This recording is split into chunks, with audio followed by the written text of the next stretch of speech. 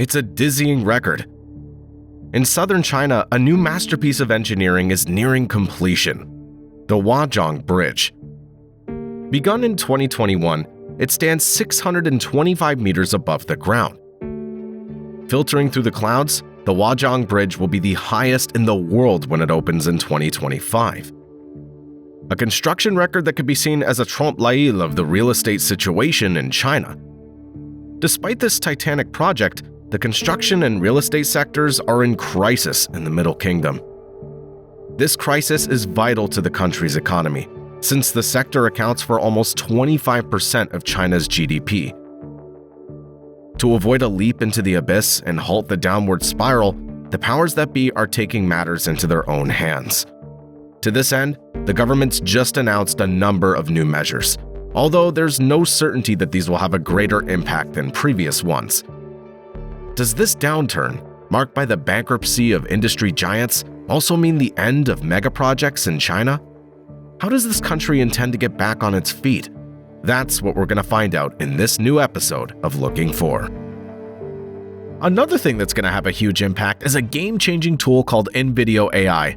With its latest version, InVideo AI v3 enables you to express your ideas in the form of stunning videos, the kind you've always wanted to create, the kind you'd be excited to share within your peers, in the most seamless, intuitive way possible, irrespective of whatever skill level you're at.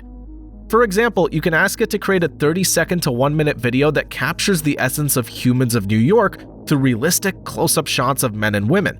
Here's just a sample. Each with a story etched in their eyes, from the wrinkles of experience. You can also edit anything you like add my voice. Thanks to the integration of generative capabilities, InVideo AI v3 lets you create videos from scratch on any topic you can think of, whether it's dramatic stories, ads, educational content, and so on. Unlike traditional video tools with steep learning curves that only solve for parts of your video creation process, InVideo is the creative partner that you've always wanted that removes all friction and makes the process so intuitive and fluid that it disappears, letting users focus entirely on their vision and their idea. This is a real revolution for video creation, and the great thing is that by using the link in the description or pinned comment, you could try InVideo AI for free. This will save you hundreds of dollars that you would otherwise spend on editing, animating, and other production costs. To begin this journey, we head for southern China, some 1,800 kilometers from Beijing, in the mountainous province of Guizhou. It's in these rolling hills that the Huajiang Bridge is being built. Almost 3 kilometers long in its entirety, the suspension bridge will enable users to span the Baipan River. The two main towers, also known as piers, are over 200 meters high. They'll carry 2 enormous cables, each weighing almost 9,000 tons. The main span of the suspension bridge, for example, the length of the deck between the two towers, will be 1,420 meters.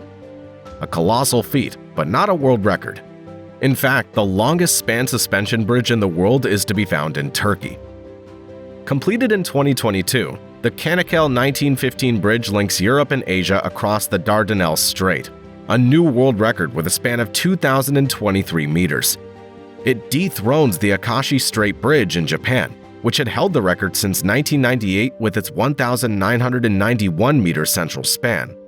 But let's return to China for a moment, to take one last look at this fascinating bridge, which must give vertigo sufferers a cold sweat, an effect that must also strike many of the country's economists when they look at the figures for a vital sector of the Chinese economy: real estate.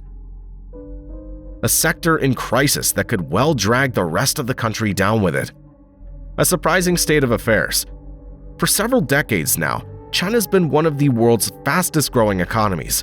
It's even become the world's second-largest economy in terms of gross domestic product, behind the United States, with the firm intention of overtaking its American rival in the medium term.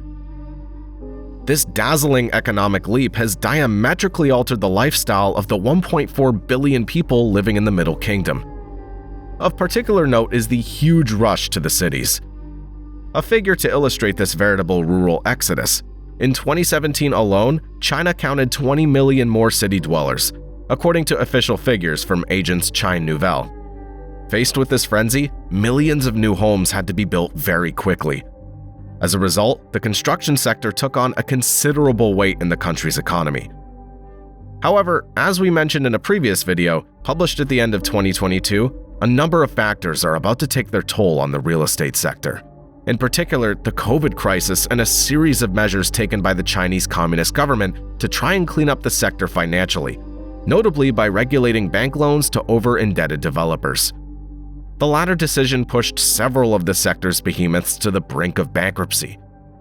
For a more detailed explanation of the reasons behind this crisis, I've included a description of the video we made on the subject and the solutions we came up with at the time to try and stem the crisis that was brewing, such as destroying buildings before completion. But 2 years on, the situation's still not at its best. Evergrande, the country's largest developer, is a symbol of this stagnation. Defaulting in 2021, the company had incurred over $310 billion in debt. By way of comparison, in 2023, the gross domestic product of a country like Portugal was 287 billion euros. In the end, real estate giant Evergrande was placed into liquidation in early 2024. Country Garden's another of the sector's ailing companies. The company's a symbol of the construction madness that has afflicted Chinese developers, both at home and abroad. To see for yourself, head for the Straits of Johor in Malaysia, on the border with Singapore. It was here that the Country Garden Group, along with other partners, embarked on the construction of what was to be the city of the future, Forest City. A 300-hectare city built on an artificial island at catastrophic environmental cost. 5 years after its opening, only 10% of the homes are occupied, and the place looks more like a ghost town than a forest bursting with life. Construction of the rest of the site's infrastructure is currently at a standstill. One of the reasons for this is the high cost of purchasing the property. A 70-square-meter apartment costs around $230,000. This is prohibitively expensive for Malaysians, with the average salaries around $730 a month, and foreign demand remains extremely weak. A disastrous operation for Chinese real estate operator Country Garden, majority shareholder in this $100 billion project. Today, the Country Garden Group is on the verge of liquidation after unilaterally halting repayments to its creditors. Inside China, this situation's left huge unfinished construction sites on the one hand, and on the other, Chinese households who had invested in property are now in debt. A bad image that's also blocked the prospects of households who had invested their savings in a down payment for an off-plan purchase, as is often the case in the new build sector. Between April 2023 and April 2024, new home prices fell by 3.5% year-on-year, while old home prices fell by a record 6.8%. In March 2024, the inventory of unsold property extended to 748 million square meters. That's 6 times the entire built-up area of Paris Intramuros in 2018, according to data from the Atelier Parisien d'Urbanisme. It's a giant chasm that the authorities want to plug in order to restore buyer confidence. In May 2024, the Communist government unveiled an unprecedented rescue plan. The plan calls for the purchase of a proportion of empty apartments or stalled building sites, and their conversion into social housing. The initiative's financed to the tune of 300 billion yuan, or almost $41 billion, according to figures released by the Chinese Central Bank and reported by Le Monde. The long-term aim is to be able to deliver low-cost apartments. In another measure, the minimum deposit required from individuals to buy their first apartment has been reduced from 20% to 15%. Lastly, the minimum interest rate previously imposed on mortgages has been dropped. These measures complement those taken at regular intervals by the government, which is concerned to see this market, which accounts for 25% of GDP, in such poor shape. By comparison, it represents around 11% in France and 18% in the United States. Above all, the subject of construction is a cause for concern, as China's undertaken numerous megaprojects in recent years that are still under construction. Perhaps the most famous of these is Xiongan, an immense megalopolis designed by the country's all-powerful leader, Xi Jinping. With a surface area of 2,000 square kilometers, 20 times that of Paris, Xiongan is designed to relieve the congestion of Beijing and its 21 million inhabitants. By 2035, the new city will be home to 6 million people. But this urban sprawl's not going to be haphazard. In fact, China's laid down very strict rules. Skyscrapers, for example, will be banned in Xiongan. This is the opposite of the urban planning rules now found in most major Chinese cities, a decision that echoes China's new policy on high-rise buildings. Since 2021, the construction of towers over 500 meters in height has been prohibited throughout the country. But these restrictions have not stopped record-breaking. The Xiongan railway station, for example, has already risen from the ground. Spanning 130,000 square meters, it's Asia's largest railway station. Announced with great fanfare by Xi Jinping in 2017, the city will eventually be home to public institutions, state-owned companies, and universities. The ambition is also to make Xiongan a showcase for new technologies with the use of autonomous cars, but also for it to become an ecologically virtuous city.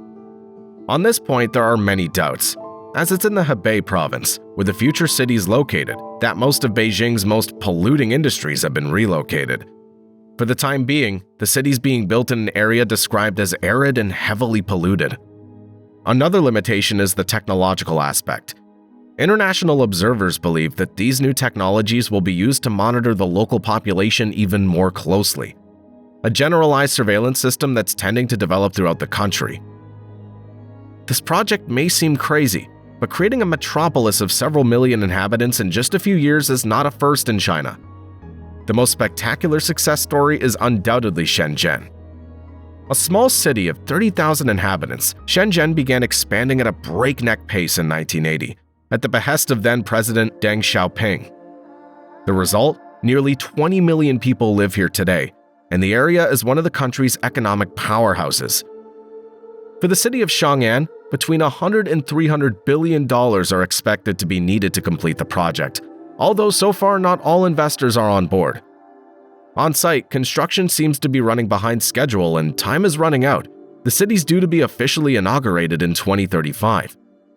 However, this gloomy picture of China's real estate industry needs to be put into perspective, especially when we look at the country's economic situation as a whole. Despite being at its lowest point for almost 3 decades, China's GDP has risen by 5.2% in 2023, compared with a meager 1% in France. What's more, the communist government has just announced new measures to try and revive its economy, including subsidies to support household consumption. It's a reassuring roadmap that may well help regulate the effects of the real estate crisis, a crisis which has caused Chinese households' assets to melt away, forcing them to curb their spending. Finally, it's worth noting that the country remains at the forefront of the international arena in one strategic area: logistics. Indeed, the country is vigorously building transport infrastructures all over the globe, notably as part of its vast New Silk Roads project. Don't hesitate to let me know in the comments which of these new road projects interests you the most, so I could talk about it in a future video. In the meantime, see you soon on Looking For.